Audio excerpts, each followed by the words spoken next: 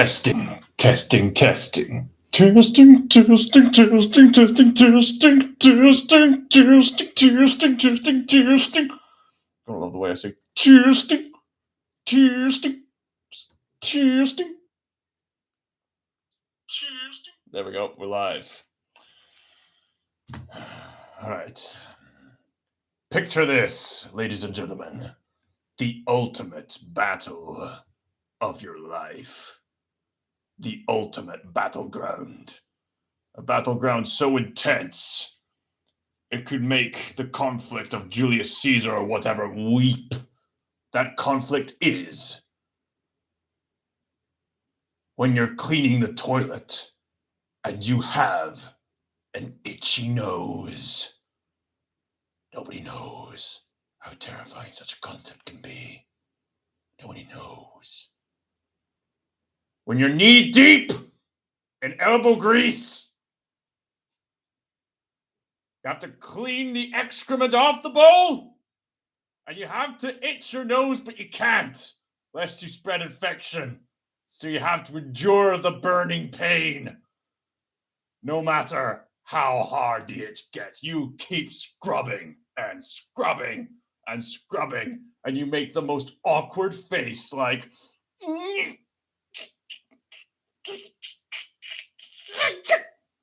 that transcendental experience that I had lately as of living, I guess.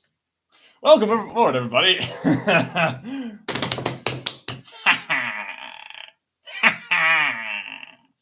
Okay, is anyone gonna bother joining us? I mean, maybe.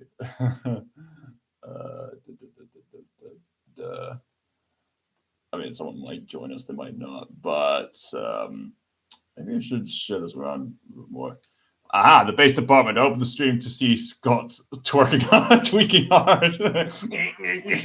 Rewind back, and the whole story is explained, my friend. But anyway, you know what I'm obsessed with? Dark chocolate nuts from Grapetree. I tell you, that's the kind of health and safety, the health shop where they provide healthy snacks. For part of what? Dark chocolate's actually good for your heart and your blood. Combine it with nuts. Mwah! Love junk. Free protein. Tastes nice. See why not? It's not like eating nuts confirmed. Yeah. I'm a very nutty guy. I am what I eat. I'm sweet and nutty. Anyway. So, getting to the main event of the topic. Before I go to another group of friends to react to the Summer Games Festival later, I thought I'd cover the fact that there's a lot going on with Hollywood and the media at the moment. As of recording this, the recent Pixar film Inside Out 2 is about to be released. And from what I can see so far, it looks really exciting, although everyone's favorite Tamatoa impersonator of the internet, Schaeferless Productions, brought up something a bit concerning. That Pete Docter in interviews noted how in the past several films kind of flopped. So we thought, okay, let's make them less personal and try this approach. And people didn't really take a liking to that because, I mean, people actually liked Luca. And the main reason why films like Luca and Turning Red and other films like that failed was because they primarily premiered on Disney Plus. Of course, they're not going to get the financial gain of being in the cinema. I mean, there's the Random Iron Warrior. I'm watching the stream on 3 different... Why is... Yeah, the algorithm's going up. Why is... What is you...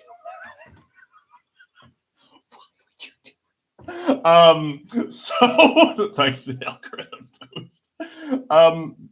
So people are rather concerned because one of the main points of art is to share personal messages. And Pete Docter and his lads are kind of hypocritical in the fact that they're providing kind of a personal story with Inside Out 2 anyway, even though they recently said in an interview, oh, the personal stories are failing, so let's take less of that approach, even though personal stories usually make for the most profound kind of art. So, yeah, that's concerning. That was a thing. Also, there's given Disney's track record for woke propaganda and constant flops, especially with Acolyte, people are rather skeptical towards Inside Out 2, but I still stand by, given what we've seen so far, this film might still work, or at the very least be decent. Having Inside Out 2 be decent would be miraculous enough by this point. But thankfully, I mean, I'm not that cynical towards it. I'm looking at all the trailers, and I'm liking what I'm seeing. Like, in the final trailer, they introduced an old emotion, this old granny type emotion called nostalgia. That is brilliant. That is absolutely brilliant. Arcane Season 2. Ah, yes! Arcane Season 2 teaser. You know what? I should probably react to that. My sister has adored Arcane. It's one of those few stories where there's tropes that would be associated with wokeness, but they actually get it right. There was a first look of Arcane 5 months ago, but now there's a new teaser. Okay, where can we find a new teaser? Okay, so I'm looking at the teaser. Okay, so people are getting equipped. Vi's got those boxing gloves. Okay, so they're in militarized uniforms, sort of Navy kind of stuff. And we have the promotional image of which was repeating the main poster of the first one. I like it when posters are able to repeat a thematic visual. With like Attack on Titan, you'd see like the constant perspective of the small David figure versus the Goliath behemoth. Starts off with Eren versus like the colossal Titan, and then by the time season 4 comes around, they switch places with Eren looking much more aggressive. In Arcane's case, you got it's either I think it was either Vi or it could be Silco. I'm pretty sure it was Vi in the poster who hugs a very innocent looking Jinx. But here it's the other way around, where a very troubled looking Jinx is hugging the ever loving daylights out of her older sister. Understandably so. Everybody needs a hug. Come here, everybody. Bro. Yep, there we go. Thanks very much. All right, so I'm looking forward to that. Speaking of shows making a comeback, I've noticed that The Chosen season 4 has come back, and they premiered their first episode, and they're going to get their second episode out there. Really liking what they're providing so far. They really hit you hard with like the death of John the Baptist. So yeah, off to a good start. It's Powder Before. Yeah. Powder Before. That's right. So yeah, I'm looking forward to all these returning shows. Jinx was her golem name. Yes. Precious materials and stuff like that. Also, Random Iron Warrior. I don't know if you're still watching this, but this is my confession to you now. Remember back when you were commenting lizard, the boost my algorithm, and then I convinced you to type in the word bird. And there's a reason for that. As you probably have found out by now, and Brooks actually got onto this, I got you to type in bird because that's tying into the song Surfing Bird. Bird is the word. And now, cue the dance. Bird is the word. Bird is the word. Bird is the word. Bird is the word. Don't you know about the bird? Well, everybody knows that the bird is the word. Bird is the word.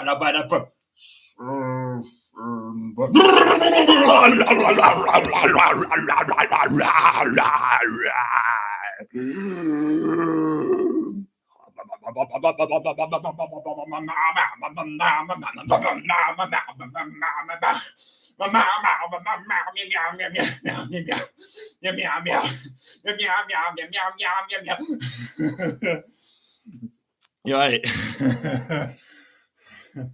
Should make another short. So there you go. That's my open confession. That's why I got you to say bird. And everybody give thanks to Random Iron Warrior for his contributions to culture. And yes, I did react to his short. because he has this notorious ability to vandalize himself with the sheer amount of multitasking he can do. I'm just gonna go to his channel again, just for the sake of it.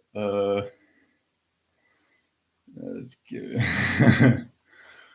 Alright, there we go. Oh my god, you literally just made the short right as I was making the live stream. What is with you?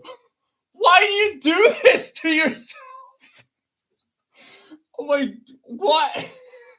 Okay, this has to be seen to be believed. My days, guys, go to his channel. You gotta. How do you do this?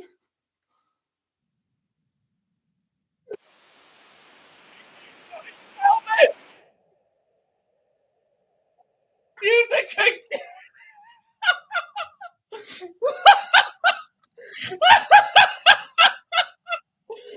What is with this guy? What is with you? I just saw the short. Oh my freaking! What are you, part of the Internet Crusade or something? My days, man, my days. Anyway,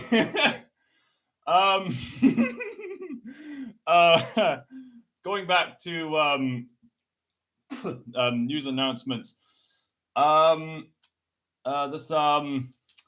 suppose speaking of hilarity, a film I recently just saw today actually was Fall Guy, and it's a very inaccurate interpretation of the Fall Guys game on the PlayStation 5. How dare they misrepresent the Fall Guys game?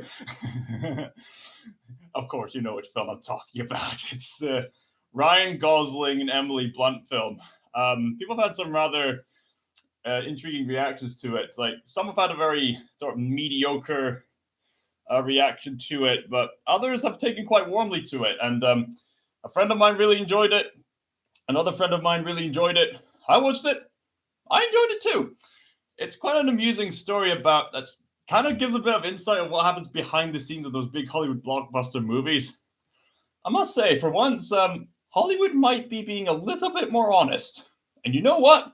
Even though this film's doing a bit poorly at the box office, at least it's refreshing to have a film where, you know, both the men and the women are treated as equals, and none of them are berating the other, and they're actually kind of aware of some of those stupid tropes that bring down Hollywood movies. Kind of refreshing that way. As I drink my ginger tea.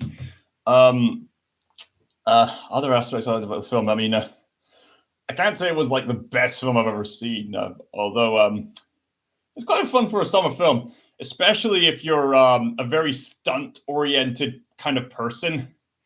If you love stunts, you're going to absolutely love this film. I guarantee you that much. I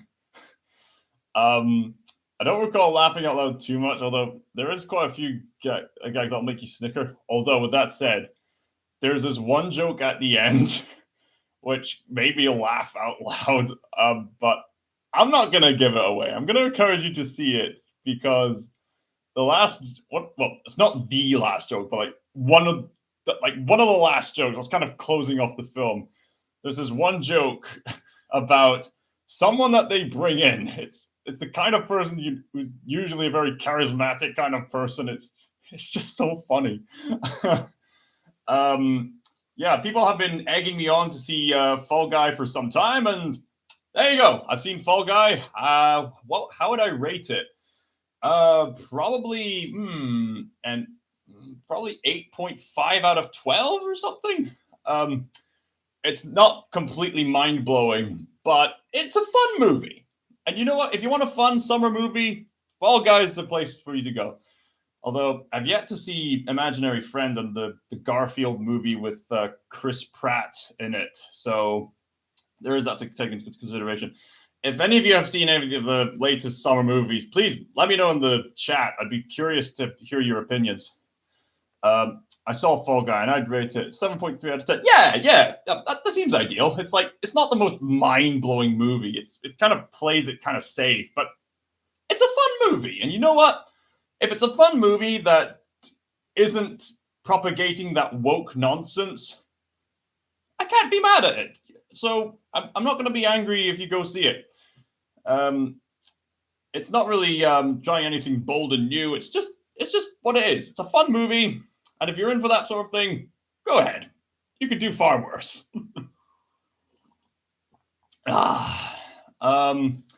So speaking of movies, I noticed there's been a new trailer for several new trailers. There was one for Alien Romulus. Romulus is obviously a reference to one of the founding fathers of ancient Rome. I am Romulus, but this is Rome. This is something I learned from horrible histories. Don't cross this line or I'll kill you. I crossed it, bruv. I killed you, bruv. Fun fact, a lot of what's documented in ancient Rome is kind of lost to time. So when it comes to analyzing ancient history, you kind of have to refer back to like the cultural myths in order to make sense of their history. So I studied the First and Second Punic Wars a lot. Oh, nice. Yeah, do inform us all about it. I'd be curious to hear. I suppose with this film called Romulus, that name implies it's the founder of Rome. Although, curiously enough, what the Alien prequel is called Alien Prometheus, which is in reference to the Greek god who tried to bring the knowledge of fire, the fires of knowledge, rather. Knowledge of fire? The fires of knowledge. Knowledge of fire. Knowledge of fire, fires of knowledge. Knowledge of fire, fires of knowledge. Fire, knowledge, knowledge, fire, knowledge, fire. I sound like Tommy Cooper with the spoon in a jar. Spoon, jar, jar, spoon. Spoon, jar, jar. Spoon, jar, jar, spoon. Spoon, jar, jar, spoon, spoon, jar, jar, spoon. Spoon, jar, spoon, jar, jar, spoon, spoon. Alien, of course, we all know that the Alien Prometheus sucked. and Alien Covenant also, but not as much as Prometheus did. It mainly suffered because it mainly revolved trying to answer questions that could arguably didn't really need to be answered, because part of the intrigue of the Alien franchise was the horror aspect. Prometheus was a titan who sided with Zeus. Right. I suppose Prometheus was also associated with Oppenheimer as the American Prometheus, but we'll get to this magazine later. I really wanted to show you this because I'm a Christopher Nolan fan. I'm just curious about the title because, you know, with me being as I am, it gets me curious about what the titles could imply. Maybe it's a way of compensating for Prometheus and saying, okay, guys, we know we screwed up with the prequels. Let's get back to the basics. I think that pretty much summarizes what we're seeing of Alien Romulus so far. And you know what? It's actually not looking that bad. They're actually bringing back very provoking-looking practical effects. They've got the dark atmosphere. They've got the a few uses of CGI for, you know, bigger spectacle as you would. It really does feel quite intense. These poor souls who are just trying to, you know, pilot their finite bodies around this spaceship, which is haunted by this parasitic alien that's going to harvest on their bodies, and a lot of body horror and stuff like that, and all the symbolism of like assault and things like that. So I think this pretty much is going back to the basics. In fact, this isn't even directed by Ridley Scott. I mean, poor Ridley Scott. He's lost his touch to the point where he's making Gladiator 2. I mean, why? Why does Gladiator 2 need to be made? It was a fairly self-explanatory story. Like, you didn't need to make another one. Like, were people begging for sequels of Kingdom of Heaven or Gladiator? No, they were self-contained stories. This is made by the director of Evil Dead and Don't Breathe. Well, I suppose this director's got experience with I think, was that? Wait, Don't Breathe. Was that a film that actually paid homage to the Alien movie? I mean, obviously this is just a brief snippet so far, but we'll wait and see what the final product has to offer. Um, a friend of mine wanted me to react to the trailer of Venom: Last Dance. um, that is filled to the brim with a lot of 2000s ish kind of tropes. um, so a friend of mine wanted me to react to it. So I guess here we go. I'm doing this live. I'm gonna click on the video of Venom: Last Dance official trailer in 3, 2, 1, boom. There's Tom Hardy in his Hawaiian shirt and shorts. I love that kind of clothing. I I myself like wearing shorts. Unpredictable. Arf, arf, arf. Sweetie. And rope work.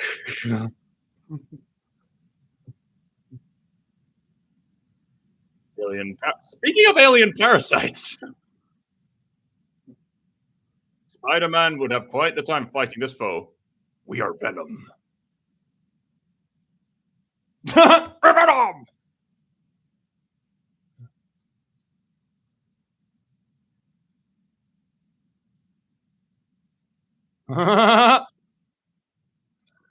Just, oh gosh. It's a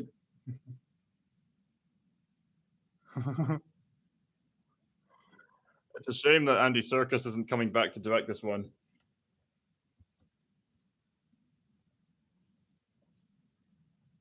Dustfall.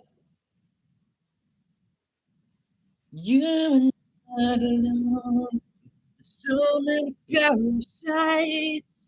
They're gonna eat your heads. You are not alone.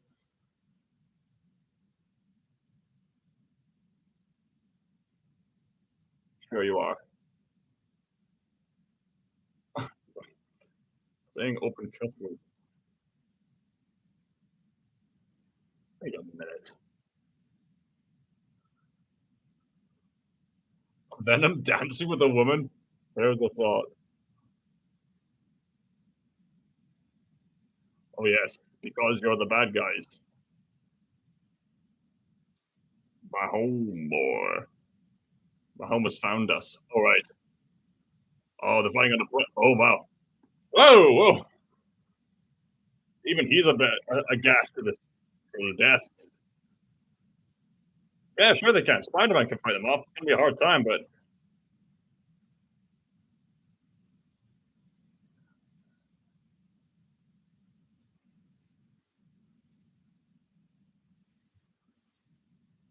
the time has come.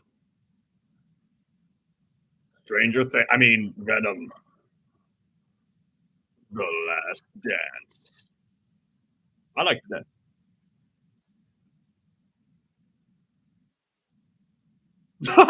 Only one way to find out. Holy moly. Look at that thing. Look at that thing. It's like a Kelpie if it was Venom themed. My days. The Venom horse. I mean, I was told it was a Venom horse, but wow. I mean, wow. um, Also, yes, good to know, and Azrael. I acknowledge that you're watching me live streaming. Thank you very much, base department, from the Evan Prince community. Community, Jedi. All right. Anyway, going back to the live streaming. Deadlift for the Dark Gods. Yeah, that's another YouTuber. Looks like the jawless dog from Fear and Hunger too. Fear and Hunger. I don't think I've ever heard of that. Is that a film? A video game? You do tell me all about it. Do please tell me all about it when you tell me again. I'm butchering the song. Don't look it up. Noted. Okay. Okay, I'll take your word for it, right? Well, okay, I won't. Okay, I promise. Okay, so quotation.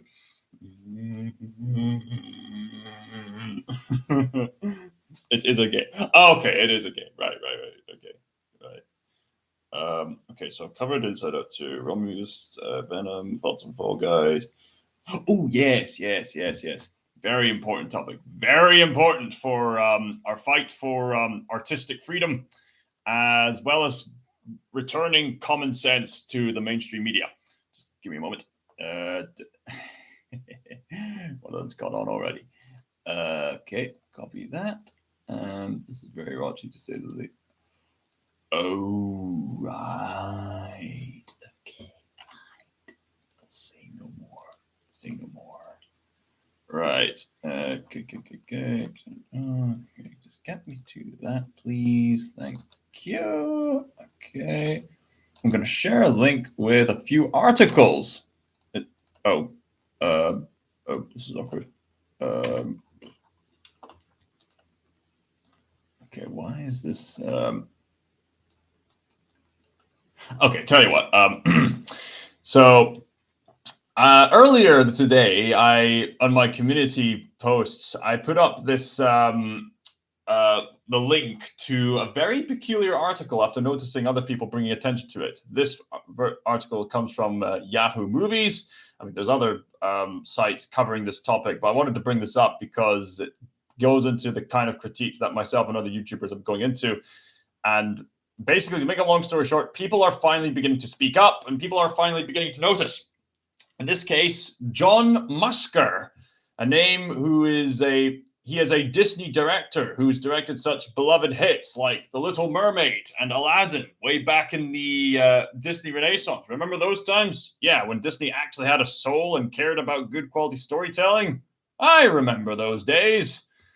If I'm not mistaken, I think he also directed Moana. He may have gotten involved with The Princess and the Frog, if I'm not mistaken. Right, but needless to say, John Musker, it says here, John Musker urges Disney to focus on plots instead of politics.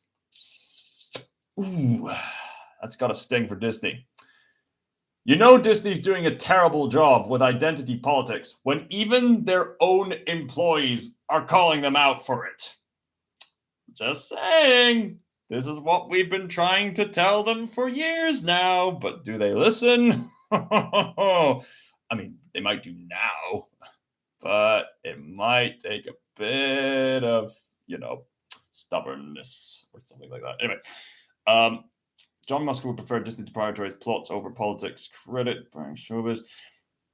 John Musker has hit out at Disney for prioritizing politics over plot in their live-action remakes. The 70-year-old animator has helmed classic movies such as The Little Mermaid and Aladdin for the studio and has urged film chiefs to put compelling stories and characters before political agendas in their current work. John told the Spanish publication El País, "We weren't trying to be woke, although I understand the criticism. The classic Disney films didn't start out trying to have a message. They wanted you to get involved in the characters and the story and the world, and I think that's still the heart of it. You don't have to exclude agendas, but you have to first create characters who you sympathize with and who are compelling." Disney seems to be struggling with that lately. They really do, because they think, diversity, inclusivity, because people are so emotionally gravitated towards that kind of thing, it'll guarantee a success, right? Wrong. As it turns out, you got to write good characters, because we live in a day and age where people don't care anymore. Put the art before the politics, impossible.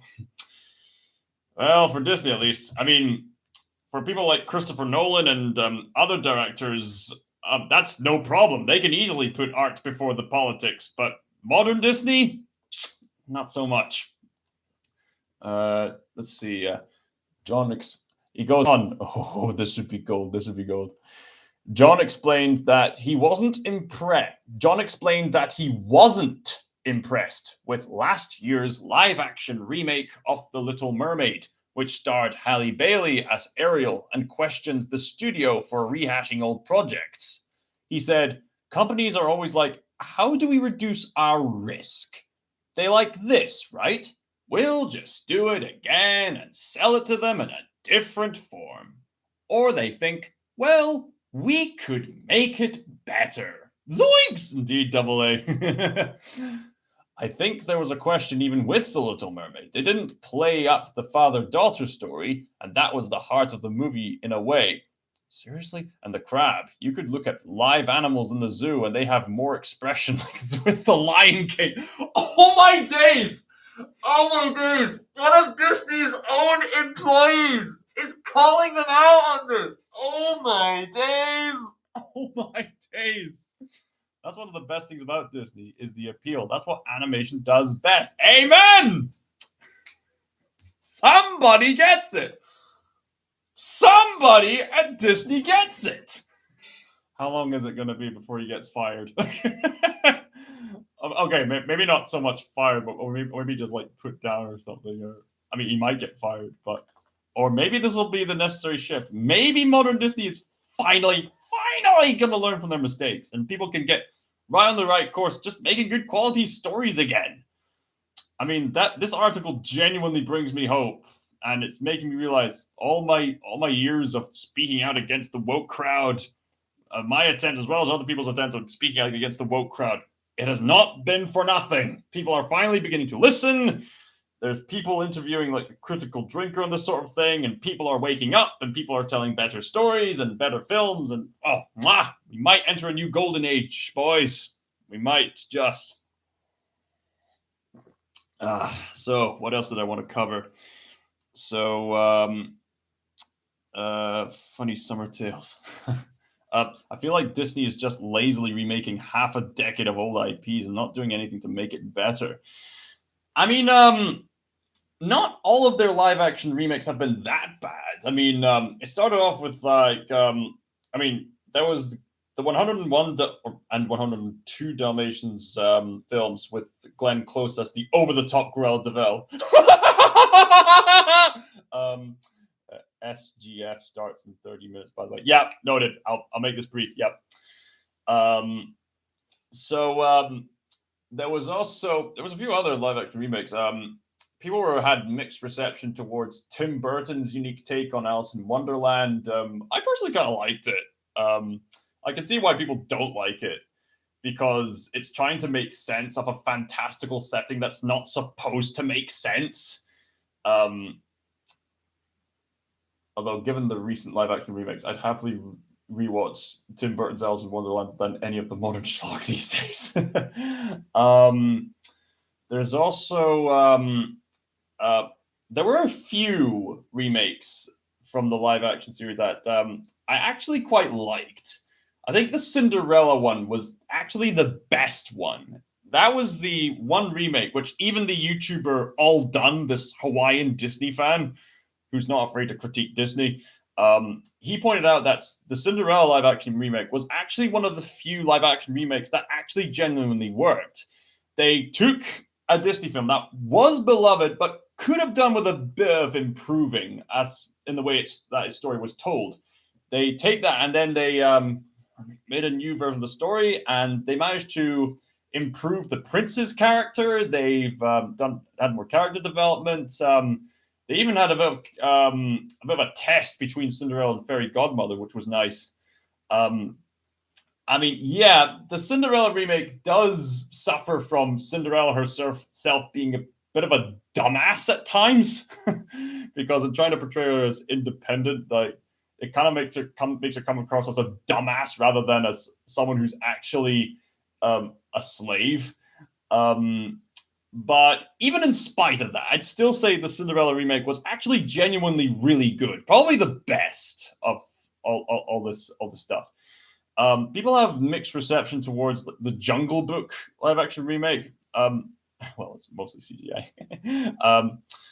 But I actually like that too. I know people will say, "Oh, this kind of sucks." It's kind of trying to juggle between the cartoonish original and the gritty book, and it's not finding the in between. I get it, but for what it was trying to do, it's I liked it. I mean, sure, the whole 10 times is 0 is still 0. Yeah. I know that King Louis' Ubi Do I Want to Be Like You comes out of nowhere. at that certain part of the film, which was pretty distracting. Although it does go, there is some nice character development, and that the character interactions are mostly quite natural. The child actor, I mean, obviously the child actor could do better at times, but you could tell that Jon Favreau, when he wants to, is pretty good with child acting directing. And this young child actor who played Mowgli did a pretty good job. There is this one really questionable plot element of the film where Kaa is hypnotizing Mowgli, and she says, "I know where you came from," and she's giving up these exposition, but you're just like, wait, how do you know all this? Are you a mind reader? Did you actually spy on Mowgli the whole time? It's kind of weird. Maybe Shere Khan could have done with a bit of development, although there was another Jungle Book motion capture remake directed by Andy Serkis, but I've yet to see that one. Other than the rare exceptions, all the other live action remakes. Oh, wait. Actually, there was the Aladdin live action remake. Aladdin was a bit more but at the same time, there were a few elements of Aladdin where I thought, that's not bad. It's not that bad. Like, I didn't hate the Aladdin live action remake. There were actually a few jokes from Will Smith's Genie that did make me laugh, but a few other bits I thought, that was kind of awkward. I did like his gray area joke on definitions, especially as someone who's autistic. Like, could you make me a prince? Well, gray area. What do you mean by make you a prince? Like, I could make you a prince. Poof, random prince comes out of nowhere. Hello. Like, that was funny. I think other than those exceptions, I'd say all the other live action remakes have really suffered. Like, I remember my family saying, "Oh, Maleficent was great." But when I saw it, I thought,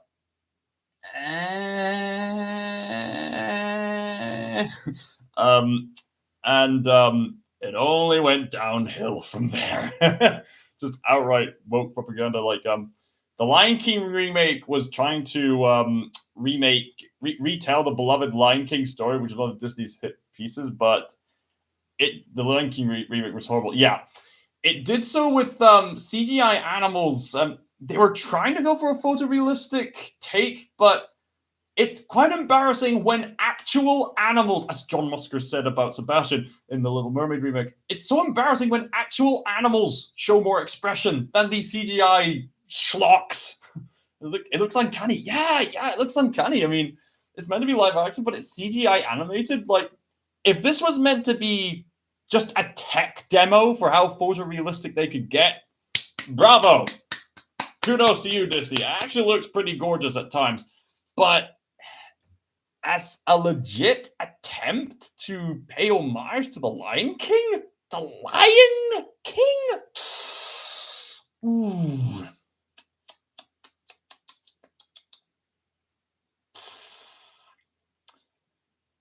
And yet the Beauty and the Beast remake was way worse. Oh my days. The Beauty and the Beast remake was one of the worst remakes. I love the Beauty and the Beast film itself, but that remake is awful. I mean, Beauty and the Beast tries to tell the same story, but again, with very uncanny valley visual effects and lesser quality acting. Like, one of the only few legitimately good performances was from Kenneth Branagh, a great actor who played like Belle's dad, and there was the Evermore song, which was actually quite good. But other than that, like, yeah, you have every right to avoid the film I'm talking about, like The Plague. That film sucks. I mean, what they try to do is they try to, we're gonna build on the story. We're gonna build the story. We're gonna explain so much more. But it doesn't add meaning to the story. Like, they say, we're going to find out where Belle's mom came from. But the way they explain it is so stupid. Like, the Beast says, I have this book that can make you travel anywhere. Since when? So this miraculous magical book that can take them anywhere. They, speaking of the plague, they go to the place. They somehow don't catch the plague. And they found out that Belle's mom died of the plague. I get that maybe the scene was meant to add a bit of like relationship drama in there so that their parental troubles could bring them together. Like, if that was the approach, I mean, I can understand that. But at the same time, you have a book that can make you travel anywhere. And later on during the scene, when Belle has to leave the castle to try to rescue her dad, she could have used the book. Why didn't she use the book to travel to her dad? Like, they don't bring that book back again. It's used exclusively just for that one scene. Just that one scene! Like, why? It's so stupid.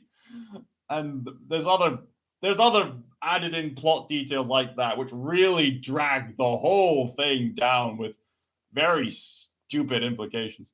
In the Beast sequels made by smaller studios worldwide. Oh yes, the straight to DVD sequels. Now that's a topic for another time.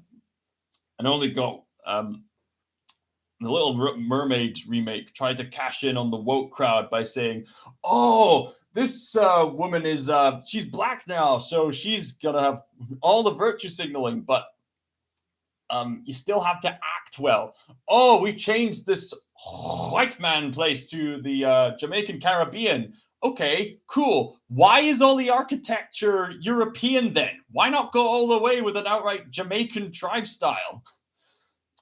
Also, they demasculated Eric to the point where Ariel's the one that takes down Ursula, even though she has never helmed a ship in her life, and that act does not, like, why would Triton then be convinced that Ariel should be with Derek if he did not witness Eric save the day? You know, a human, you know, solving the whole mermaid-human conflict. And that combined with other elements, such as Aquafina rapping so badly it makes Madame Edith from Allo Allo sound like Celine Dion by comparison. Disney finding out that ostracizing 90% of their customers is a bad idea. Oh.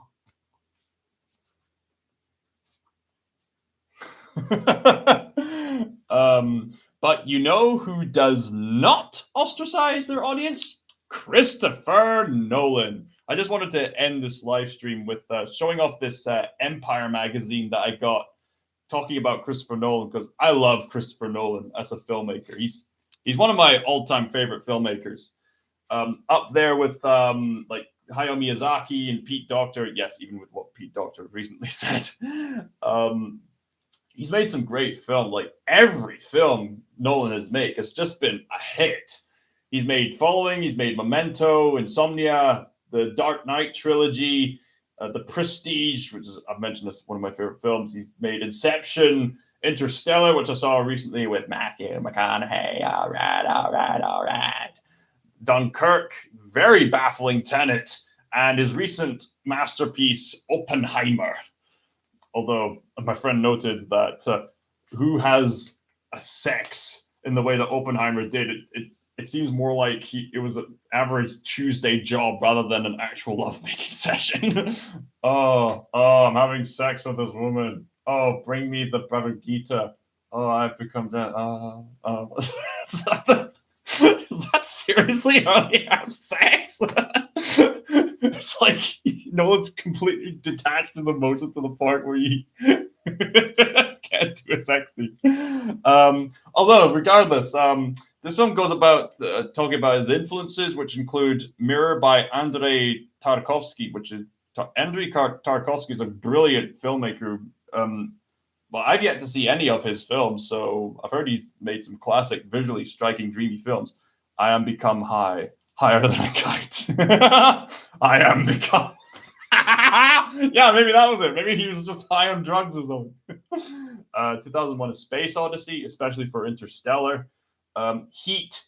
Now, Heat definitely influenced The Dark Knight. The reason why The Dark Knight is so unique among superhero films is that The Dark Knight isn't really a superhero film with cop drama elements to it. It's more like The Dark Knight is a cop and crime drama with superhero elements in it, which I find really fascinating. I take a shot of whiskey for every comment you read aloud. Oh dear. And you probably need to stop. Streets of Crocodiles, another influence. The Offense, The Wages of War, The Testament of Dr. Mabuse, Ryan's Daughter, and you're not going to believe this, The Fast and the Furious Tokyo Drift. It may not be a surprise that Nolan's a fan of speed, what he calls a ticking clock nail biter, but it could furrow brows that he is a self-confessed aficionado of the equally high velocity Fast and Furious series. All right. Dream a little bigger. You got Nolan himself just doing all that. It's so interesting just seeing the shots where the directors directly interact with the scenes, telling what they could do. This magazine goes into like behind the scenes of like starting off with like his short films he made prior to Memento. Man, Memento is such a geniusly made a thriller film in which the film is from the perspective of some poor soul whose brain got severely damaged, so he has short-term memory. And so the film is actually told backwards so that the audience too could get a sense of the memory warping. And it's a murder mystery, which eventually, mild spoilers, turns into a story about self-denial and the things that humans do to themselves to make themselves happy. Now, where was I? Insomnia, one of the few films where Robin Williams is the villain. One of the few Robin Williams portrays the villain. I've yet to see that. The times I've got a bit short on time, lads, so I'm gonna have to make this quick. You of course made like Dark Knight trilogy. I'm not gonna read it because I know you're drinking. Prestige is also a great film. There's something interesting here was said. I think it was something along the lines of back in those days. I think it said like, here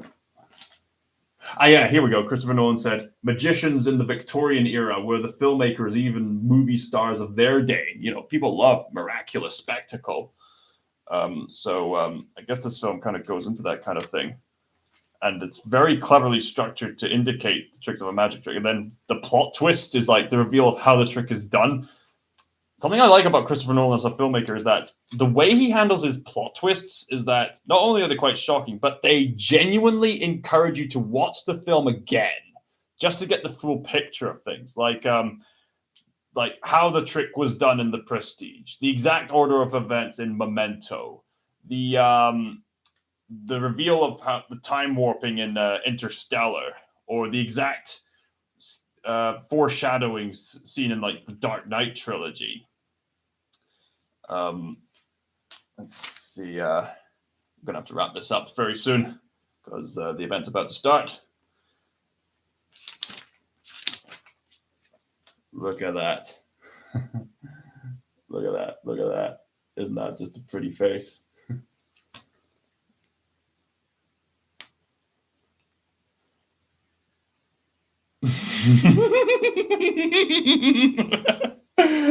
I'm not gonna say it. Hello, Tekken Combat. Hello, Tekken Combat.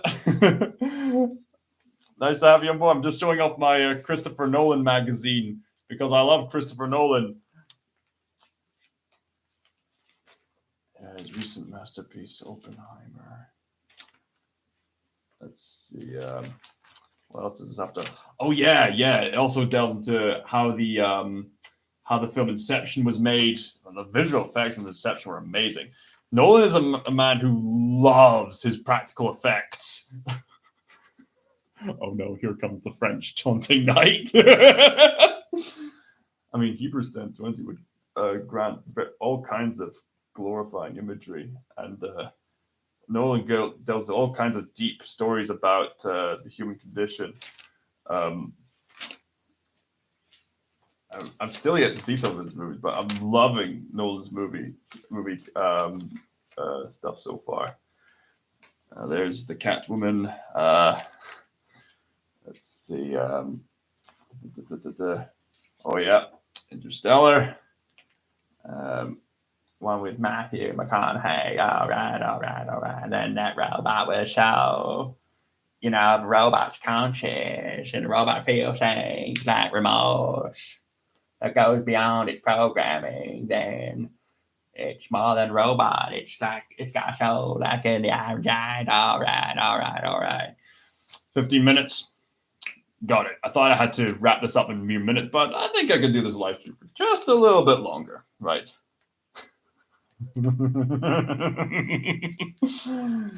um,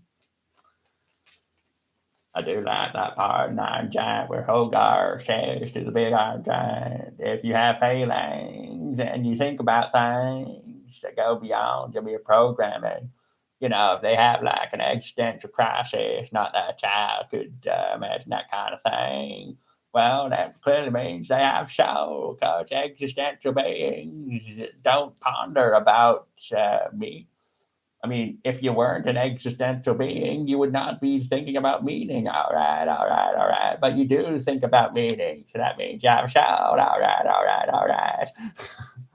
um, So it's left kind of ambiguous whether this blocky robot has a soul or not. But if that robot is conscious and is self-aware and has an existential hunger, that means it's got a soul. All right, all right, all right. Also, this magazine says that even though Matt Damon's not in the film, actually, I mean, Matt Damon is in the film, but yet it has no ties into the Martian film made by Ridley Scott. All right, all right, all right. Speaking of Ridley Scott, I hear that Alien Romulus is going to be a thing, except he's not directing that thing. He's producing that thing. All right, all right, all right. Dunkirk. Dunkirk was probably one of his lesser movies, but you know what? Because it is Christopher Nolan, he gives it his all, and you can't help but respect his homage to a historical, monumental event. Something I'd be curious to try out one day, or maybe someone else is trying it should try it out. All those award-winning war films throughout history, someone should like binge watch them in the exact order that they happened. Like you can start with like that Rise of Evil miniseries with Robert Carlyle.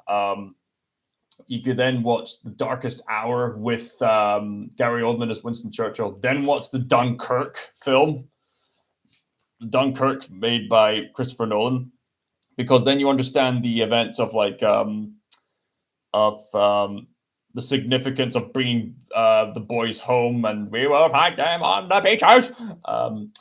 And then the actual bringing the boys home from the beaches with and it's amazing how the people who saved the day were the humble people back at home, one of them being the guy who portrayed the BFG, I think. And then there's Mad Max, Tom Hardy being the pilot. It's interesting seeing these three perspectives. Although, I don't know if you guys are familiar with this British sitcom called Allo Allo, but there's this one scene, and I can't help but smile every time I see the scene. It's to do with an extra. It's this one nurse. She doesn't have that big a role, but when she appeared on screen, I thought, Helga? What are you doing with the British? What are you doing with the British?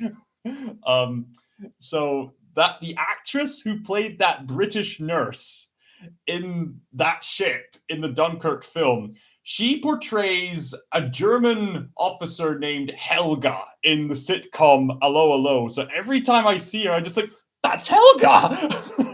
It just makes me laugh because it's a funny thought of Helga switching sides, maybe even encountering like someone else who got taken away without spoiling too much.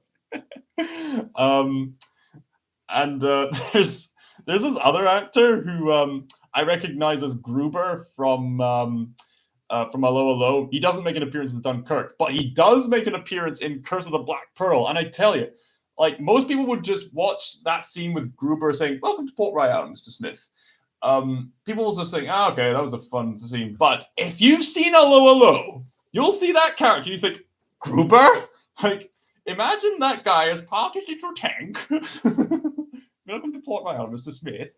Don't mind my little tank. Want to know a reason?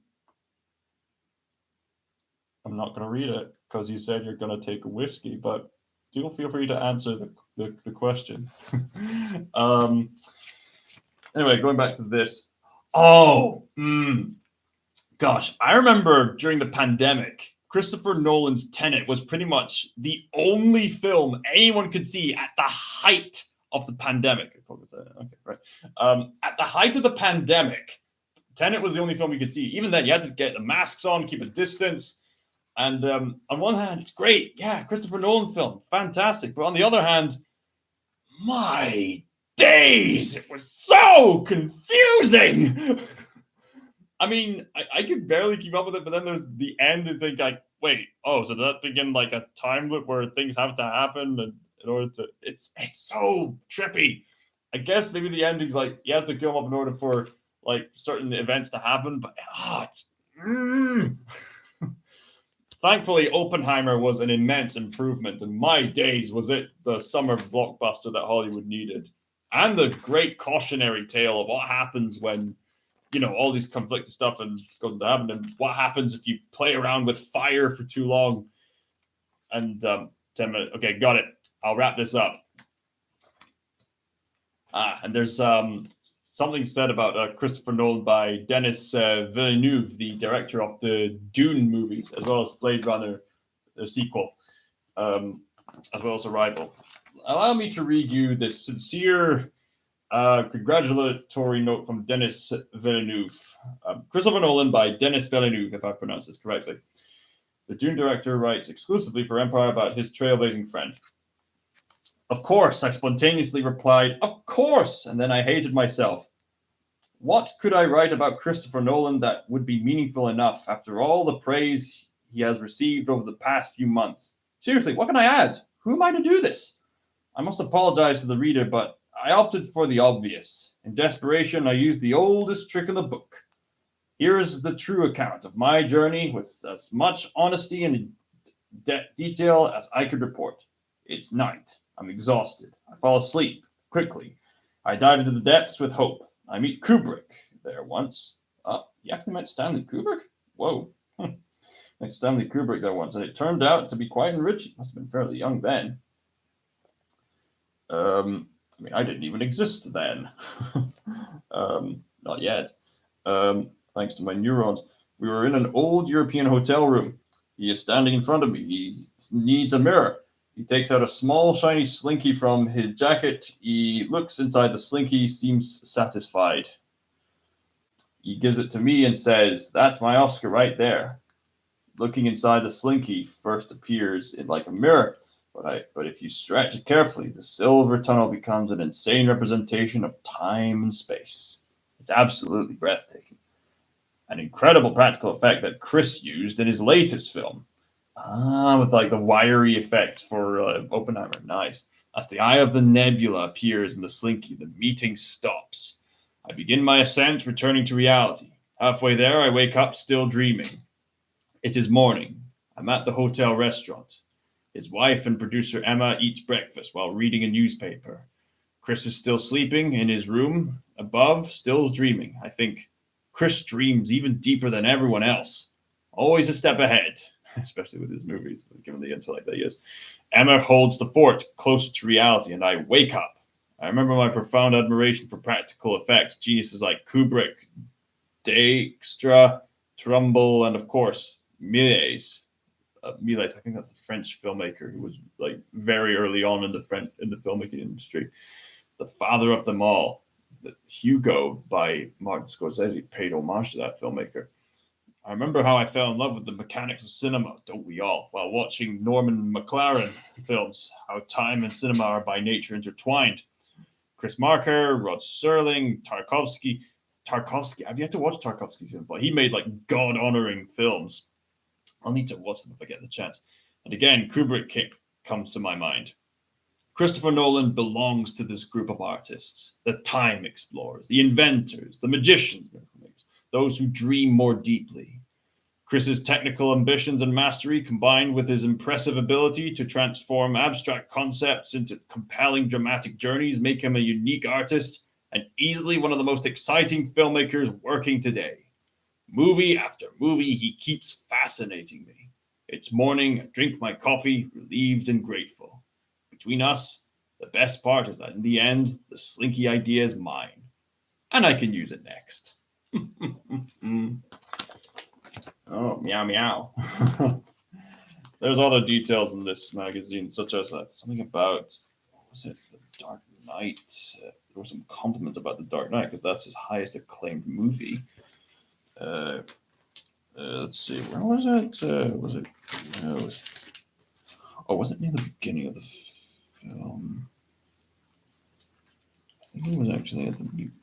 I think it was at the beginning of this. Okay, if I don't find it, like, forgive me, but if I do, I'm probably not going to find. Oh, maybe I will. Maybe I won't. Probably not. Whatever. Just leave it. Maybe some other time. Not to annoy, but 5 minutes. Right, 5 minutes. I'm gonna have to go, guys. But thank you for watching, and thank you for catching up with all the news. If there's anything you have to say about the topics that I have covered, please let me know. I suppose I'll end off with a very funny story. I was wandering off to the gym, but I found out I had a very sore behind. I had to get to the gym, even though I had a sore behind in which I could not run with. And then suddenly, some insect got in my eye, and then I felt a sting. Ow!